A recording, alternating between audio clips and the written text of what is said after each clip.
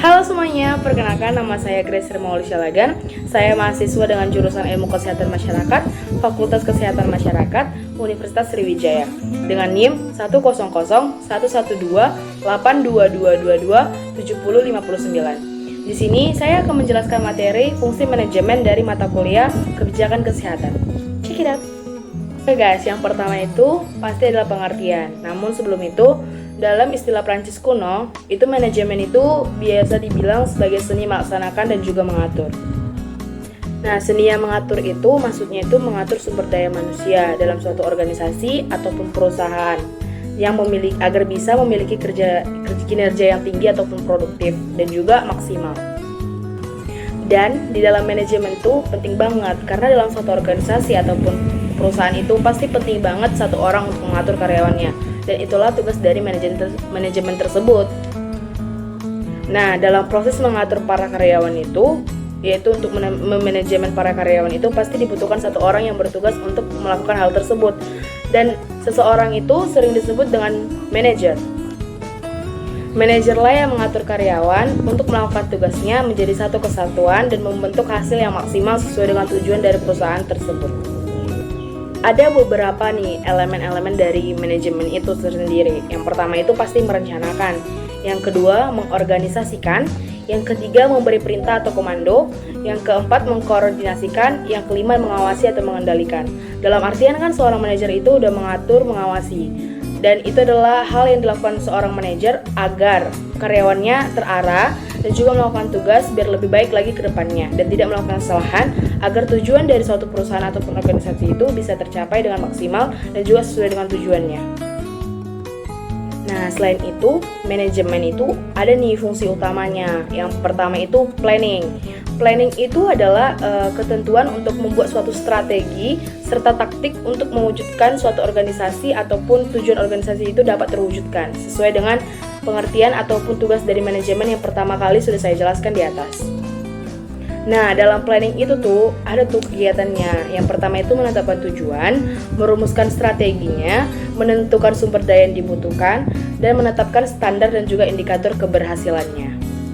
Nah, yang kedua itu ada organizing. Organizing ini itu kayak suatu hal untuk memastikan bahwa semua pihak dalam organisasi itu dapat bekerja dengan secara efektif dan juga efisien guna mencapai tujuan organisasi.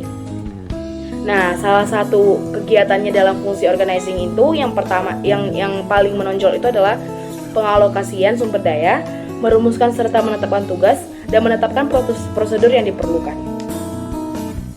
Nah, yang ketiga itu ada actuating. Actuating itu kayak penerapan program agar dapat dijalankan oleh semua pihak dalam organisasi dan untuk memotivasi juga nih semua pihak tersebut agar tanggung jawabnya itu menjadi penuh kesadaran dan juga produktivitasnya itu menjadi tinggi. Nah, dalam actuating itu kegiatannya itu yang paling menonjol itu adalah penerapan proses kepemimpinan. Nah, fungsi utama manajemen itu yang terakhir adalah controlling. Controlling itu adalah pengawasan dan juga pengendalian. Nah, di controlling inilah seorang manajer itu akan memastikan semua rangkaian kegiatan yang telah direncanakan agar nantinya berjalan sesuai dengan target yang diharapkan, sekalipun berbagai perubahan terjadi dalam lingkungan tersebut, tapi itu hal yang dapat bisa dihadapi agar tujuannya itu terwujud dan terjadi secara maksimal. Nah, kegiatan-kegiatan dalam controlling itu yang pertama, kita akan mengevaluasi keberhasilan dalam pencapaian tujuan dengan indikator yang sudah ditentukan sebelumnya. Nah, tapi kita sering bertanya-tanya nih, gimana sih cara menjadi manajer yang efektif? Itu manajer efektif itu bisa diartikan dengan manajer yang dapat mengoptimalkan penggunaan sumber daya organisasi sehingga menghasilkan dan juga memuaskan orang yang bekerja sama dengan dia. Manajer yang efektif itu terkait nih dengan 3 hal. Yang pertama, efektivitas kinerja, efisiensi kinerja, dan juga kualitas kehidupan kerja. Nah, indikator pendelegasian tugas yang efektif itu ada nih beberapa hal.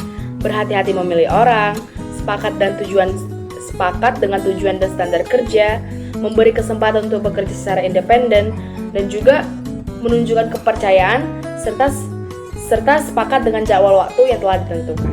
Oke nih, demikian nih penjelasan fungsi manajemen dalam mata kuliah kebijakan kesehatan dengan dosen pengampu Bapak Rudi Chandra, SKM MKM. Sekian dari saya, maaf jika ada kesalahan kata ataupun hal-hal yang tidak mengenakan hati, tolong dimaafkan. Demikian dan terima kasih.